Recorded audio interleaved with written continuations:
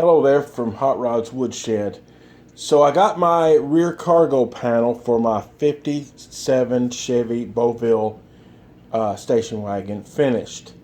It was quite the process, a lot of detail on it. So I don't see anything on YouTube about making these, so I'll just share with you some tips that I got into. I've worked in wood all my life, so it wasn't really a struggle for me. I just had to figure out the size, and thankfully the original ones were still left in the car. You can see by my previous videos. So I want to point out some things that I thought were really important. When you make these, the width of these, you really need to have them exactly the size, or maybe a 1/16 of an inch smaller than the originals, because one of the reasons is this corner piece right here on both of these all the way around tucks up underneath of that corner piece. So if you make them too wide, sure, it might fit in the car, but the problem is this corner won't slide up underneath of that corner. So, or the straight piece won't slide up underneath of that corner.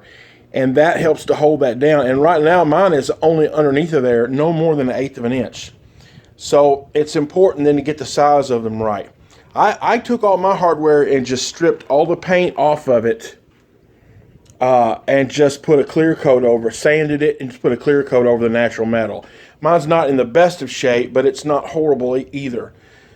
So anyway, but I did notice that this hinge, I was able to reuse the original hinge, and that is like a stainless. Well, I don't know if it's stainless, but it's got a heavy chrome plating on it, and that was still in good shape. And these are stainless here. Those corners and the corners down there on the bottom, those are also stainless. However, these other corners are not stainless. They're just regular mild steel. Those right there. So the other thing was, I changed this, and I had some aluminum that I had left over from a camper that I rebuilt. And the old plates, they were so rusty, and I just decided I was going to have to paint them. And I just decided to use this aluminum, and I used it on the inside, bending it around on the inside as well. So I thought it gave a nice clean look, and I didn't have to paint anything. I used my pattern to reinstall all of my original hardware in the correct places on it. And if you watch my other videos, you will see where I gave the measurements on that. As far as the mat right here, I was looking for some sort of rubber. I thought about carpet, which would have been okay, but I wanted something a little more durable in that I could, rough it around and haul things like lumber or something, or whatever it may be. I don't know.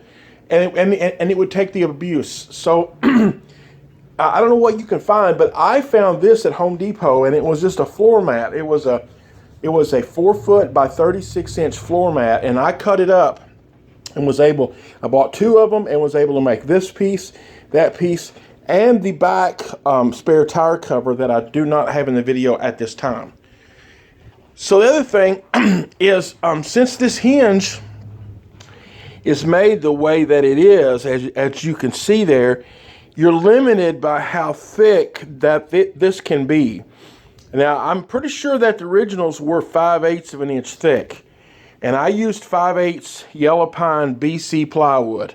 I would not get anything any rougher than BC. ACC would be ideal, but anyway, so the problem you'll have if you get a rougher grade plywood, it won't lay flat. So in doing this with the 5/8, what I found was, as you can see here, it slightly protrudes past the trim, and the problem is down here I could not have that happening, because when I closed it like this, the protruding was so much that it hinge bound it and would only let it close up to about there. In fact, I couldn't even get the hinge on. To begin with.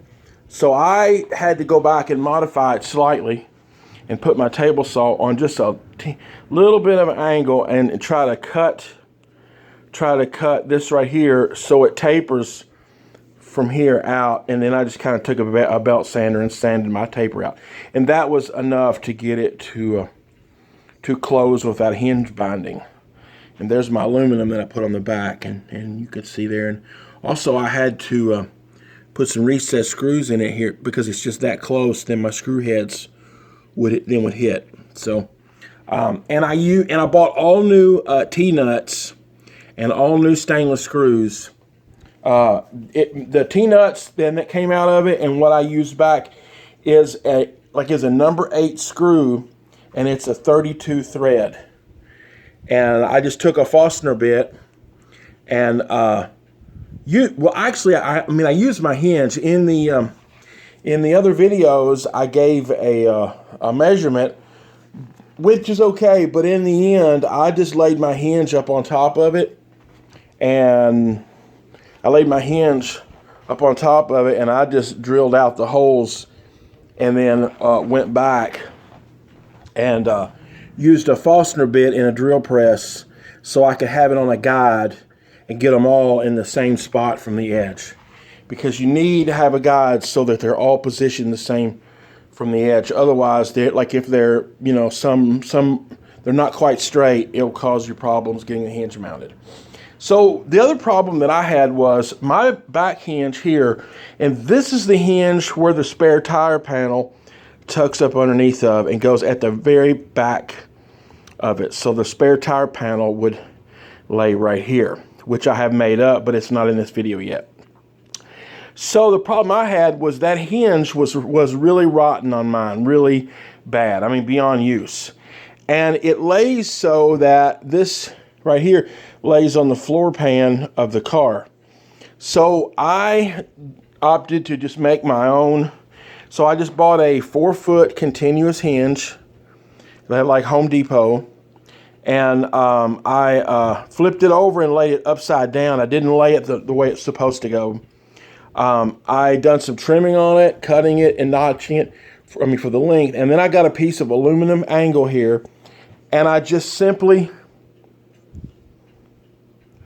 riveted the hinge to the aluminum, because the deal is, when it closes, you're supposed to have it's supposed to lay on the sheet metal, and so that was, I couldn't find a hinge made with a kind of a Z shape like that. I didn't look real hard, but I knew there was not much out there to be had. They may sell these new, I don't know, but I didn't want to pay that kind of money for them. So I just made my own. So I just used regular vinyl flooring adhesive, and then glued all that rubber on, and it worked out really good. I reinstalled all the original hardware to it, and it lays flat. It's nice. I'm happy with it completely and totally. Like I said, I don't know if they sell these. I don't know. I just decided to make my own. Anyway, I wanted to give you guys some information if you decide to make your own, what you're up against. And because as I said, I didn't see anything on YouTube channel, any information about them, how they were made, the dimensions, nothing. So maybe my videos, as rough as they are, can help you make your own, or fabricate them. Yourself. So one of the key things I want to go over and then reiterate again is, make sure you get them at least no wider than the originals of your wood, because if you do, your hardware here is not going to fit.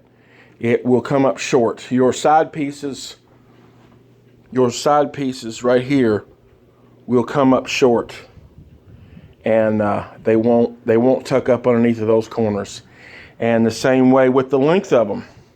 The length of from the left to the right, or the right to the left, it needs to be, I believe the measurement was like 44 and 5/8, I believe. But I would make the wood less. I think I made mine like 44 and 3/8, because you have to account for the thickness of this metal edge here, which is about 1/16 of an inch. So mine turned out pretty good. I'm happy with them. They look good. I feel good about them. They move good. They're good and flat, and they fold up. So I feel good about it all. So anyway, if you make some, gonna make them, curious about any info, hit me up with a message, a like, something, just a comment, you know, thumbs up, something. Anyway, so thank you much for watching.